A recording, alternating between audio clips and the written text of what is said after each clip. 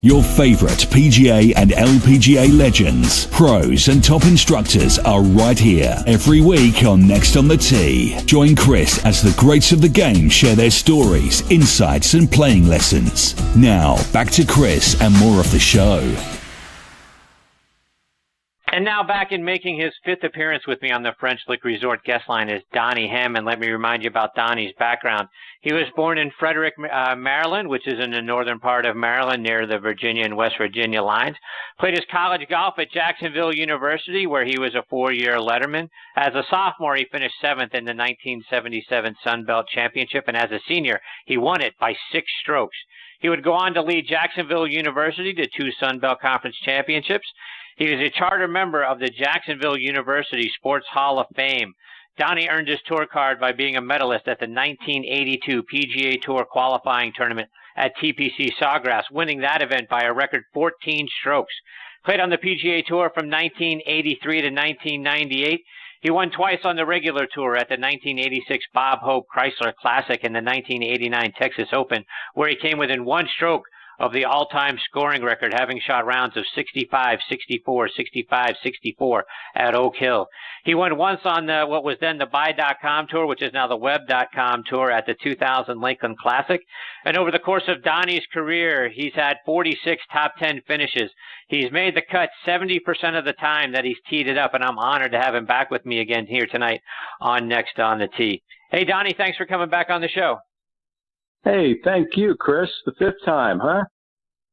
5 times. How about that? Well, that's cool. Indeed it is. So, Donnie, catch us up. What's been going on with you this summer? Oh, I started playing pretty good the last 2 or 3 weeks. I've been doing the qualifiers on the Champions Tour, and I just missed the last 2 events in playoffs, both in playoffs. Wisconsin shot 3 under. And missed in a 3-for-1 playoff. Tommy Tolles got the spot. And then last week, I just missed in Minnesota. It was 3-for-2 spots, and I go and bogey the first hole for the second time that day. I bogeyed at the first hole in regulation and then bogeyed the playoff and just kind of let the guys get in the tournament and said, here you go. So that was a little disappointing, but I played pretty good. I shot 67 and had a good round, but just getting close. So maybe I'll get in one.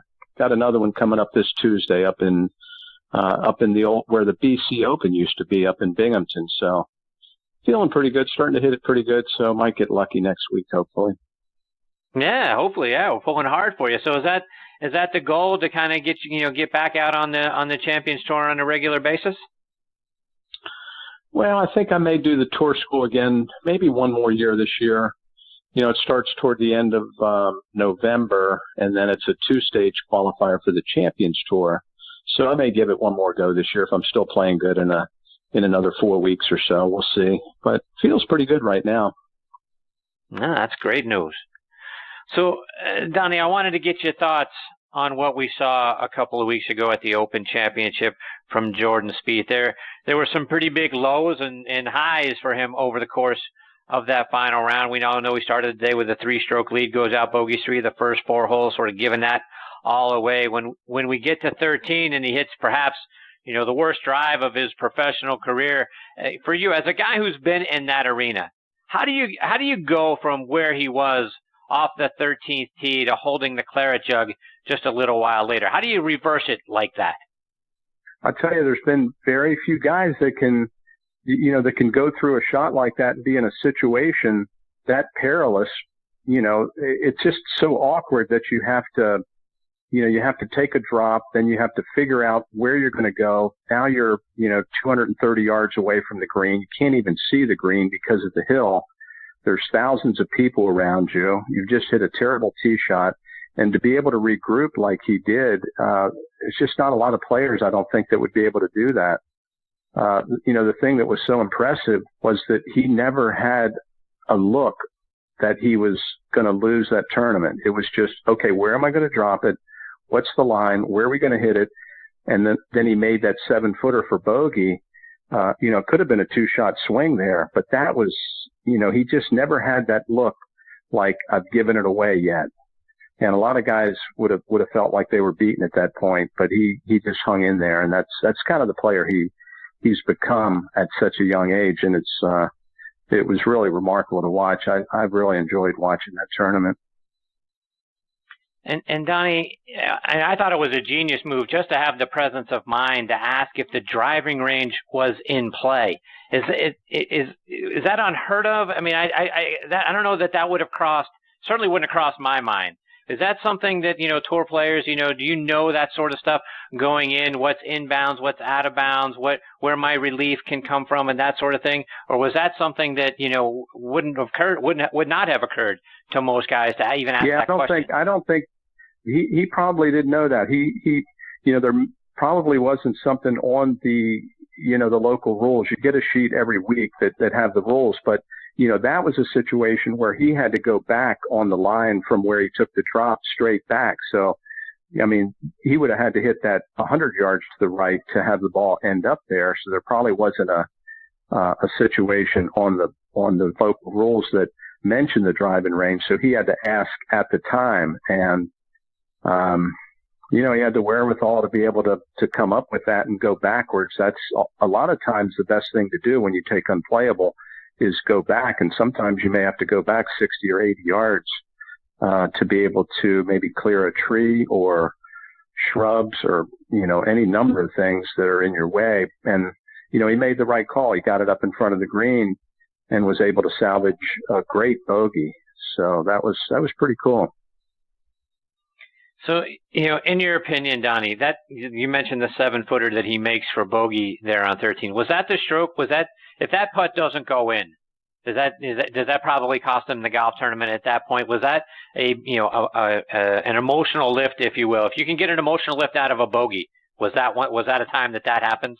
Yeah, I bet it was, because you remember the next shot, he almost holed it from the par 3. So you make double there. Maybe you don't quite hit that shot as close as he did and pick up an easy birdie on the next hole. So it's hard to tell whether he would have been able to pull it together if he made double there. So, but that was a huge putt just to only lose one shot there.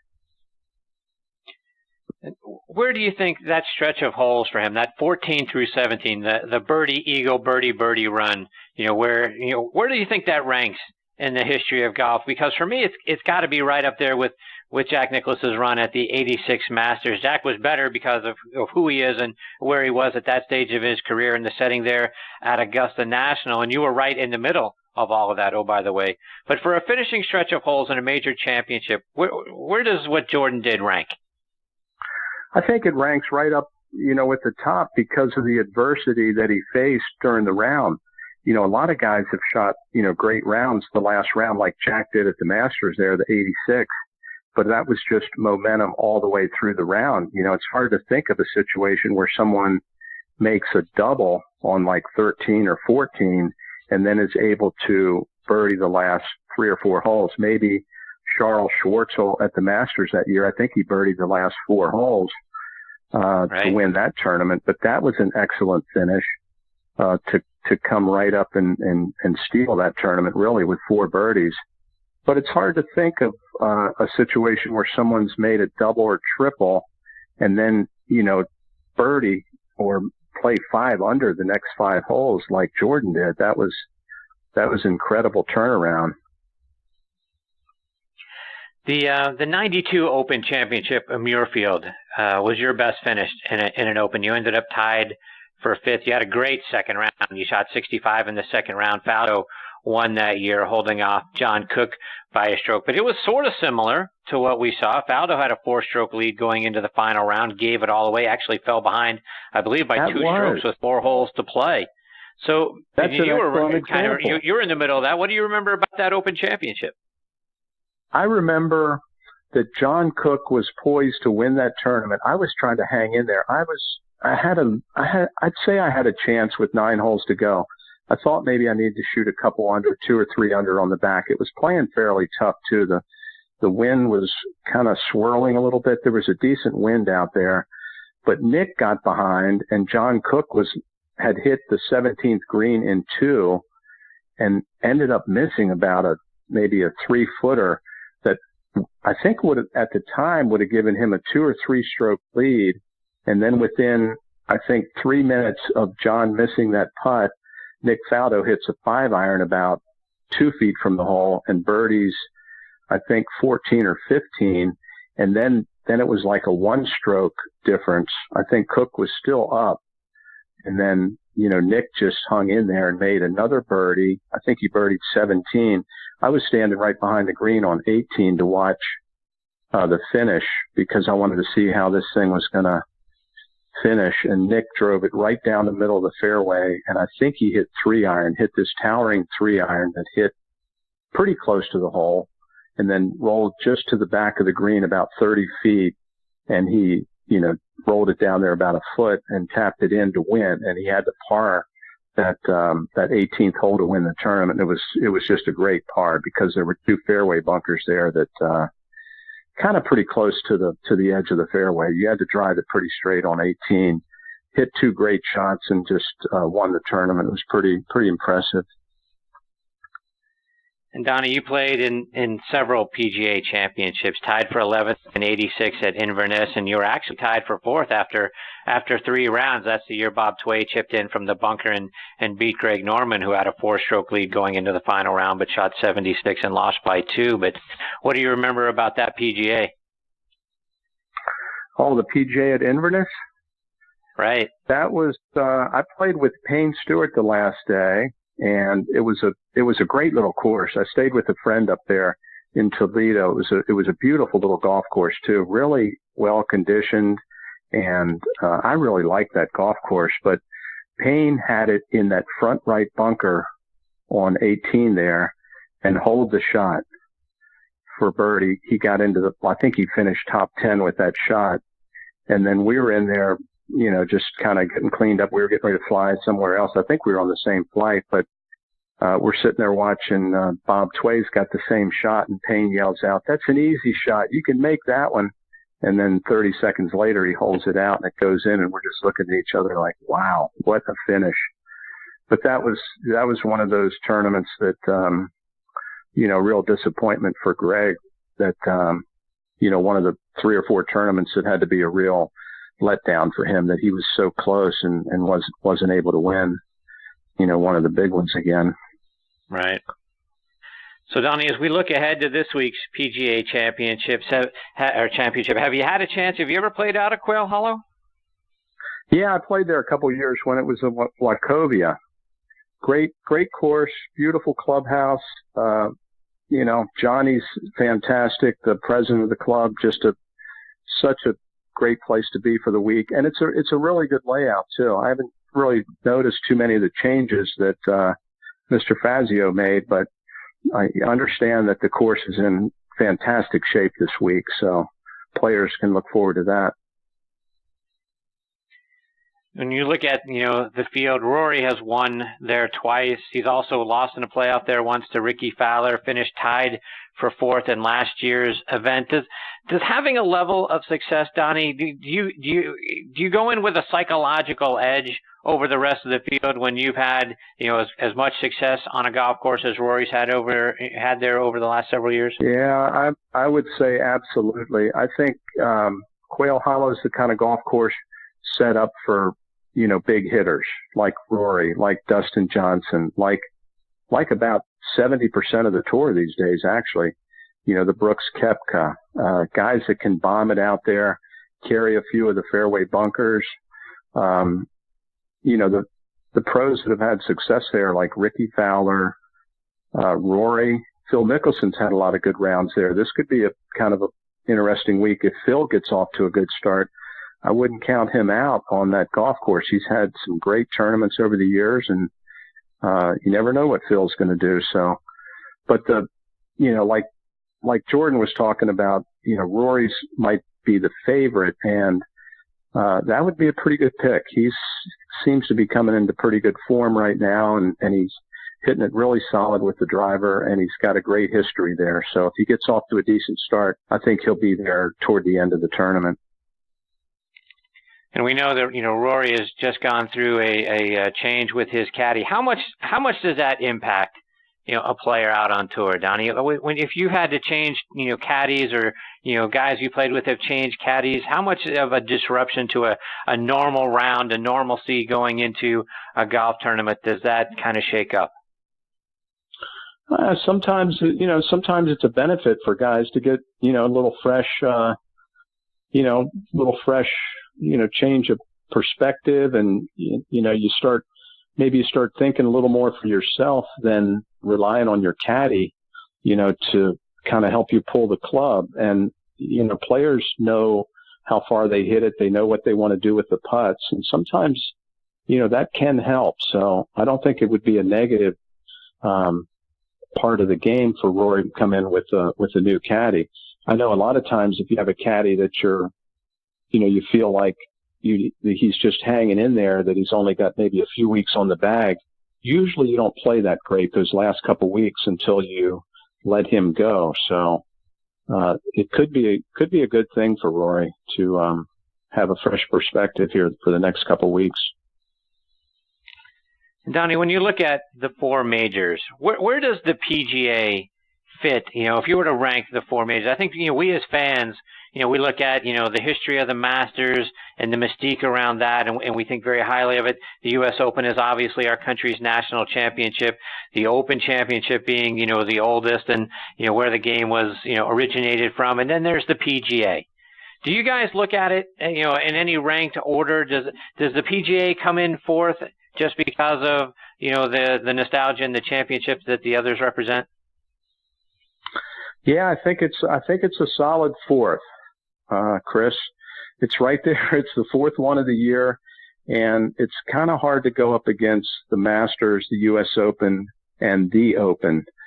But it's the one that's the most similar to PGA Tour events, the setups too, because the scores are a little lower. A lot of times the courses are, courses that we played regular PGA Tour events on, like Riviera or this course.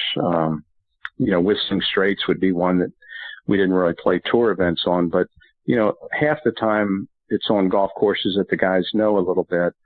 So it is a lot like a tour event in that respect. And, the setups are pretty fair with the PGA. So the scores are going to be lower. And I think it brings more pros into the mix during the week of the PGA.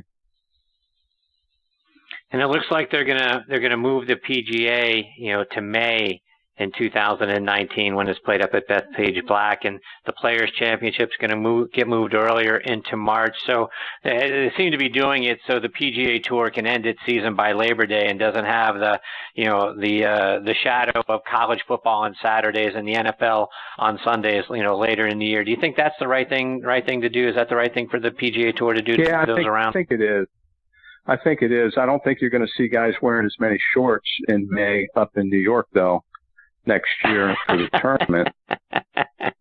They may have short rain shorts on, but it's going to be some different weather. We played some tournaments up north in May that, you have to go get some new wardrobe at night. You got to get fleece and different things because you weren't prepared for, what you come up against there. So it could be some, it could be beautiful weather, but then they may, catch some days that are in, 50s or maybe even really chilly mornings. So it'll be interesting to see. But I think it's a good move overall to bring the tournaments closer together. I think most of the pros' reactions so far have been pretty positive. And Donnie, one of our new good friends here on the show is actor turned host of the Talking Golf Getaways podcast, Mitchell Lawrence, and he said he's played some rounds of golf with you. First of all, wanted me to say hello to you for him. But do you remember playing a couple rounds of golf with Mitchell? Yeah, Mitch is one of the most entertaining guys I ever played with. He was a blast to play with. Really funny and great entertainer. I remember Mitch well. That's great. He's going to be on your show a lot, huh?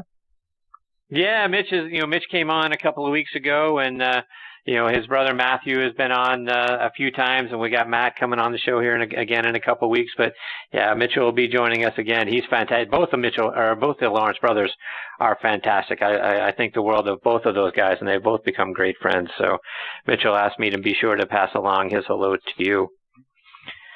Donnie, one more before we let you go. And, one of the other things that you and I have in common is our affection for NASA and space exploration. We got a lunar eclipse coming up here in a few weeks. You having a viewing party? What are you doing on the 21st? Well, my daughter's got me. If I don't make that qualifier, we're going to try to go up towards South Carolina. I think it's going to be right near Charleston. So we're going to try to hit that. It's not hard for me to tell which way I'm going to be coming, from the north or from the south, but we're looking forward to that. Should be pretty cool. I don't have the glasses yet though. I guess it should be pretty easy to pick those up somewhere, but we're going to hit that. I'm looking forward to it. Yeah, it's going to be an interesting event. Right up, here in Atlanta, so it's not far to get to Charleston either. So, yeah, it's going to be an interesting event. I'm looking forward to it as well. Donnie, before we let you go, remind our listeners how they can stay up to date with the great things you're doing, follow you out on tour, follow you online, follow you on social media. Yeah, mostly Twitter, just at Donnie Hammond, DONNIE. And I do a little golf stuff, but that's probably a good thing. Just send me a note, wish me well. Maybe I'll post something up if I make it this week on Tuesday. I'll take a picture of the leaderboard and say, no playoff. All right. Please Hopefully do. No, I hope you will put it out there, because I'm certainly going to be following you and rooting hard for you. So we hope you make it. Thank you. Yeah, I got to get in one of those weeks. See how I match up these days with those guys. They can still play though. Those guys are tough out there. No doubt. Well, Donnie, thank you so much for your time tonight. It's always a great time having you as part of the show. I hope you'll come back and share your insights and your stories, and hopefully you've got a couple of really good ones from some strong finishes out on the Champions Tour here real soon. That sounds great, Chris. Always a pleasure to be with you. Thank you so much. All right, take care, Donnie. All the best to you and your family. Thank you. All righty, bye. That is Donnie Hammond, and folks, a more enjoyable conversation you cannot find than getting to spend some time with Donnie Hammond, and the great events that he has been a part of over the course of his career, and then certainly rooting very hard for him to get back on the tops of leaderboards out there on the Champions Tour, and hopefully get some more stories and some more insights from him. But you look back over his career, and he was right there, a lot of times, right in some major championships going into the fourth round. And we've talked several times about, his being in the next to last group at the 86 Masters, a couple of groups behind Jack Nicklaus and Sandy Lyle when Jack went on his run. So, Donnie was there then. And like I say, he's got, several top 20s, top 10s, top 5s in some of the majors. So he's got a wonderful history in the game. And then now getting back, hopefully healthy again and feeling good and out on the Champions Tour. So rooting very hard for Donnie Hammond.